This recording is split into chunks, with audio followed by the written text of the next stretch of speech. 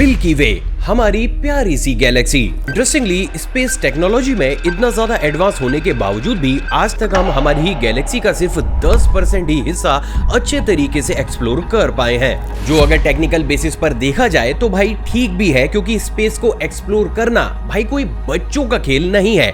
But what about our oceans, जो कि technically space में नहीं बल्कि हमारे ही प्लेनेट पर मौजूद हैं। इंटरेस्टिंगली जहां एक तरफ हम हमारी गैलेक्सी का सिर्फ 10% हिस्सा ही एक्सप्लोर कर पाए हैं, तो वहीं बात अगर ओशन की जाए तो हम हमारे ओशन का सिर्फ 8% हिस्सा ही एक्सप्लोर कर पाए हैं। So now the point is this कि आखिर वो कौन सी ऐसी चीज है जो सी एक्सप्लोरेशन में हमें स्पेस एक्सप्लोरेशन से भी स्लो बनाती है। असल में गाइस, ओशियन के साथ सबसे बड़ी प्रॉब्लम ये है कि इसमें जितना ज्यादा डीप हम डाइव करते हुए चले जाते हैं, हम पर ना सिर्फ उतना ही ज्यादा प्रेशर बढ़ने लगता है, बल्कि अंदर सनलाइट ना पहुंच पाने की वजह से सी एक्सप्लोर करना काफी ज्यादा टफ भी हो जाता है।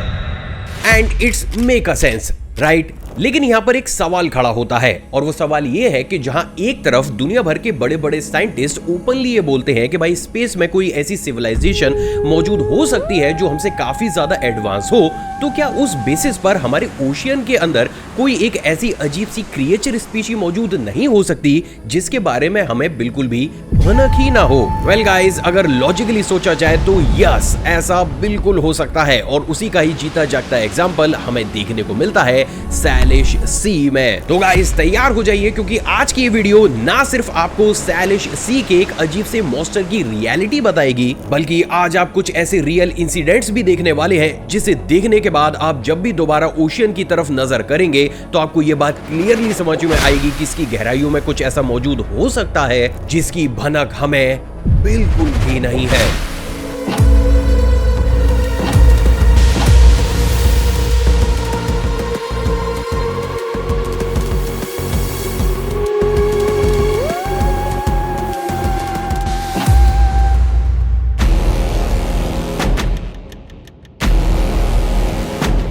सैलिश सी नॉर्थ अमेरिका के पैसिफिक नॉर्वेस्ट में लोकेटेड एक वाइड मेरीन रीजन है, जो कि कनाडा की ब्रिटिश कोलंबिया प्रोविंस और यूएसए के वॉशिंगटन स्टेट के बीच में बहुत बड़े एरिया में फैला हुआ है। ज्योग्राफिकली ये सी मल्टीपल बेज, स्ट्रेट्स और आइलैंड्स का एक नेटवर्क है, जिसमें वैंकूवर आइलैंड, जॉर्जिया स्ट्रेट, जुआन दी फुका स्ट्रेट और फुगेट साउंड इंक्लूडेड है। अब गाइस, नॉर्मली अगर इस एरिया को ऊपर से देखा जाए तो ये काफी ज्यादा शांत और खूबसूरत एरिया है, लेकिन जैसे ही इसके ऊपर आप थोड़ी सी भी रिसर्च करते हैं, यही खूबसूरत और शांत एरिया बन जाता है दुनिया का one of the mysterious area.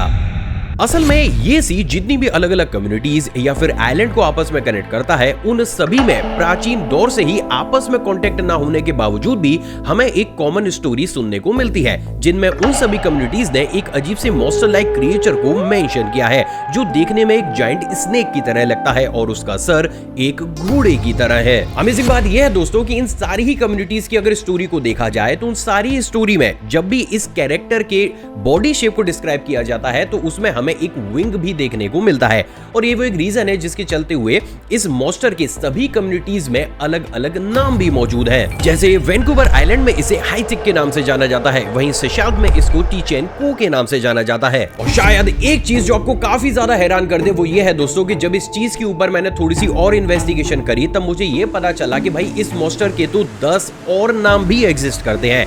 लेकिन गाइस, यहाँ पर एक सवाल मेरे दिमाग में खड़ा हो चुका था, और वो ये था कि आज से इतने समय पहले जब टेक्नोलॉजी और कम्युनिकेशन के सेक्टर में हम लोग इतने ज्यादा एडवांस नहीं थे, तो प्रैक्टिकली हजारों किलोमीटर दूर मौजूद सभ्यताएं जो आपस में कभी भी बात कर ही नहीं सकती थी, उन सभी सभ्यताओं में एक से ही बॉडी शेप और एक से ही कैरेक्टर का मॉन्स्टर का जिक्र कॉमन कैसे हो सकता था? वेल, इसका काफी हद तक तो मतलब ये निकलता है कि शायद इन सभी लोगों ने सी के अंदर कुछ ना कुछ तो ऐसा जरूर देखा था जिसके बारे में हमें आज तक भनक भी नहीं है। पर चलो, इतिहास को इतिहास में ही छोड़ते हैं। अब सवाल तो यह है कि क्या आज की डेट में भी इस सी के अंदर हमें किसी मॉन्स्टर होने के कोई भी एविडेंस देखने को मिलते हैं? और गाइस, उसका आंसर है जी हाँ, बिल्कुल मिलते हैं।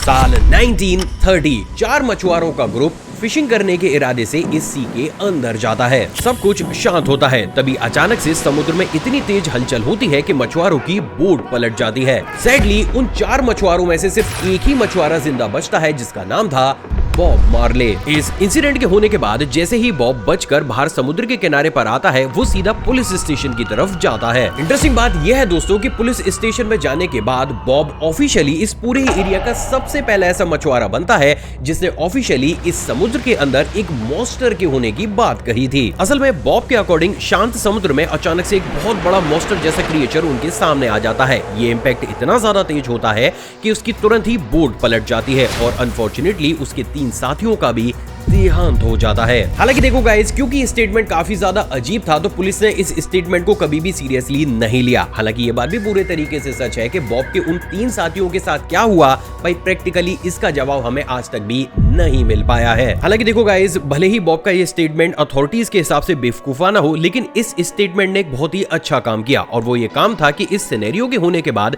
ना चाहते हुए भी लोकल अथॉरिटीज को इस सी से गायब हुए उन लोगों के डेटा को देना पड़ा जिनके बारे में उन्हें कभी भी कोई इंफॉर्मेशन नहीं मिली। इंटरेस्टिंग बात यह है दोस्तों कि इस डेटा ने ऑफिशियली पूरी दुनिया को यह दिखाया कि साल 1900 से लेकर 1931 के बीच लगभग 800 से भी ज्यादा ऐसे लोग इस सी के अंदर लापता हो गए जिनके बारे में किसी को आज तक भी भनक नहीं लगी है। अब क्योंकि ये नंबर काफी ज्यादा बड़ा था तो फाइनली इस चीज ने न्यूज़पेपर और मीडिया की तरफ अपने ध्यान को खींचा और इस क्रिएचर को तब सबसे पहली बार मॉडर्न टाइम में एक और नाम दिया गया जिसे आज हम और आप कैडबोरोसॉरस उर्फ कैडी के नाम से जानते हैं। बट वेट अ सेकंड, चलो गाइस हम ये मान लेते हैं कि अब हमारे पास ऑफिशियल डेटा भी मौजूद है और पब्लिकली न्यूज़पेपर में ये सारी चीजें आने के बाद वहां के लोगों को इसकी रियलिटी भी पता चल चुकी है। तो भाई जब भी ऐसा होता है तो लोग खुद भी इस चीज को देखने के लिए अपना कैमरा निकालकर बहुत सी चीजों की फोटोज या फिर वीडियोस या फिर एविडेंसेस को इकट्ठा करते हैं। तो सवाल तो ये है कि क्या इस इंफॉर्मेशन के बाहर आने के बाद लोगों के द्वारा भी इस सी में कुछ ऐसी अजीबोगरीब चीजें देखी गई जिन्होंने इस थ्योरी को ज्यादा सपोर्ट किया? शायद हाँ।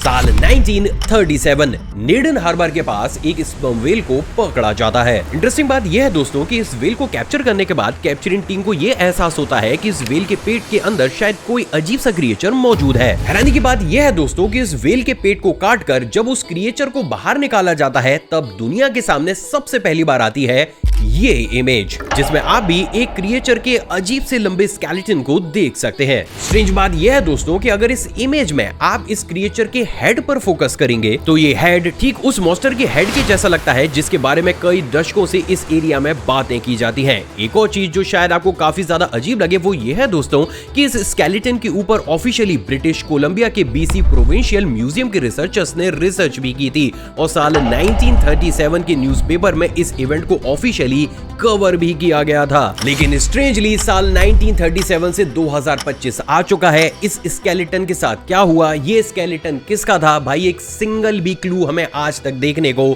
नहीं मिला है। लेकिन गाइस ये कहानी यहीं पर ही खत्म नहीं होती।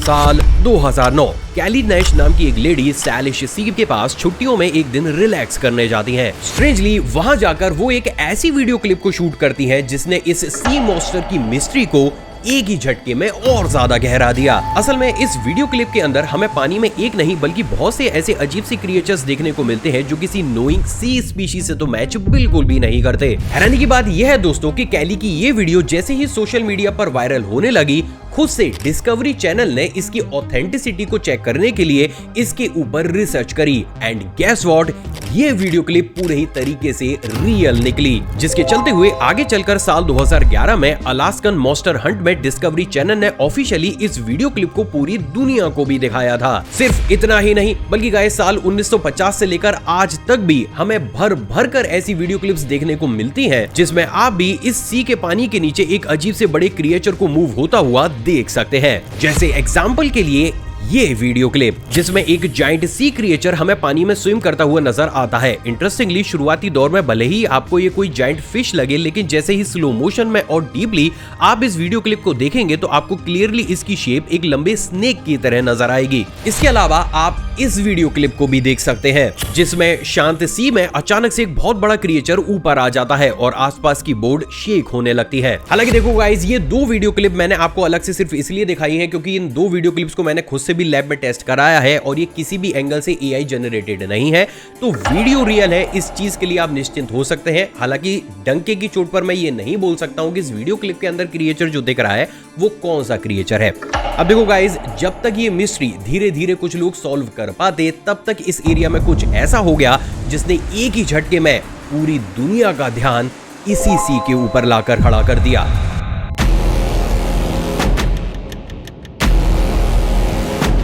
20 अगस्त 2007 कनाडा के ब्रिटिश कोलंबिया रीजन के पुलिस स्टेशन में सुबह सुबह एक ऐसा कॉल आता है जिसको अटेंड करते ही पुलिस ऑफिसर्स के माथे पर पसीना आने लगता है। असल में गाइज, इस कॉल पर मौजूद एक शख्स पुलिस को ये रिपोर्ट करता है कि उसे ब्रिटिश कोलंबिया के एक आइलैंड पर एक इंसान के दाहिने पैर का जूता मिला है। अपनी बात को आगे बढ़ाते हुए वो शख्स ये भी क्लियर करता है कि ये जूता खाली नहीं है, बल्कि इस जूते के अंदर एक सड़ा हुआ इंसानी पैर भी मौजूद है। अब जैसे ये खबर ऑफिशियल्स को पता चलती है, उसके चंद ही मिनट के बाद वो उस आइलैंड पर पहुंच जाते हैं। अपनी शुरुआती इन्वेस्टिगेशन में उन्हें ये पता चलता है कि ये पैर एक मेल का है जिसका फुट साइज 12 है और उस समय के आसपास इन तरीके के शूज इंडिया में मास प्रोड्यूस किए जाते थे। अब देखो गाइस, क्योंकि ये केस अपने आप में काफी ज्यादा अजीब था और पहला भी था, तो अधिकारियों ने इस पर ज्यादा लंबी इन्वेस्टिगेशन नहीं करी। लेकिन शायद उन्हें ये नहीं पता था कि उनकी ये भूल उनकी जिंदगी की सबसे बड़ी भूल बन जाएगी। क्योंकि गाइस, साल 2007 से शूज मिलने का ये सिलसिला शुरू होकर साल 2021 तक चलता है। इंटरेस्टिंग बात यह है दोस्तों कि इस टाइम पीरियड के दौरान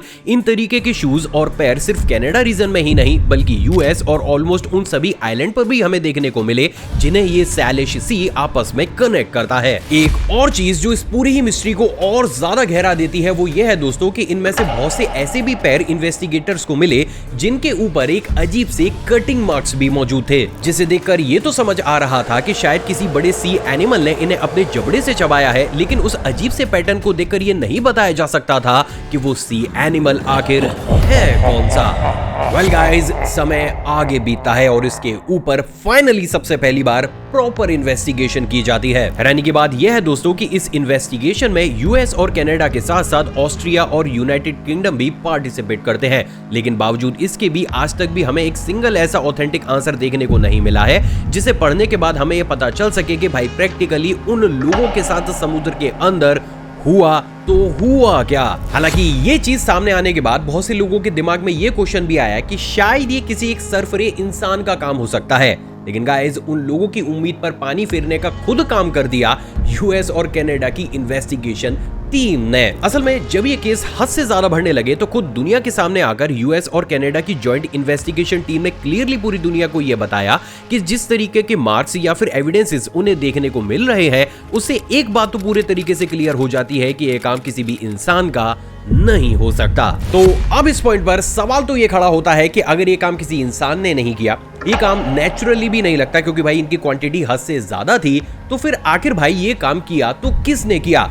वेल गाइस, इसके सच को जानने के लिए भाई तुम्हारे इस आकाश भाई ने प्रैक्टिकली भाई बहुत सी रिपोर्ट्स को स्टडी किया। जैसे कि गाइस देखो, मैंने सबसे पहले ब्रिटिश कोलंबिया कॉर्नर्स सर्विसेज यानी कि BCCS की रिपोर्ट को पढ़ा, फिर यूनिवर्सिटी ऑफ विक्टोरिया के ओशियनोग्राफर्स की रिपोर्ट को पढ़ा और उसके बाद रॉयल कैनेडी माउंटेन पुलिस और इंडिपेंडेंट फॉरेंसिक एक्सपर्ट्स जैसे कि डॉक्टर गेल एंडरसन की भी रिपोर्ट को पढ़ा। अब देखो गाइस, झूठ नहीं बोलूंगा लेकिन इन सभी रिपोर्ट्स में अपनी एक अलग अलग थ्योरीज मौजूद है। लेकिन एक चीज जो इन सारी ही रिपोर्ट्स और यहाँ तक कि सारी पैथोलॉजीज ने कंफर्म करी है वो ये है दोस्तों कि क्योंकि ये लोग समुद्र में काफी लंबे समय से अंदर रहे थे, तो इनकी बॉडी से डीएनए को रिट्रीव करना काफी ज्यादा मुश्किल हो रहा था, जिसके चलते हुए वो डूबा हुआ शख्स कौन था और उसके साथ भाई क्या हुआ ये बिल्कुल भी पता नहीं लगाया जा सकता। And honestly it's quite interesting क्योंकि भाई ये मैंने सबसे पहली बार पढ़ा है जब हमारी फॉरेंसिक साइंस इस तरीके से भाई मतलब सरेंडर सी ही कर गई हो। हालांकि देखो गाइस, ये बात भी पूरे तरीके से सच है कि आज भी इंटरनेट पर बहुत से ऐसे आर्टिकल्स मौजूद हैं जिसमें लोगों ने ये क्लेम किया है कि वहां पर सिर्फ शूज ही नहीं बल्कि अथॉरिटीज को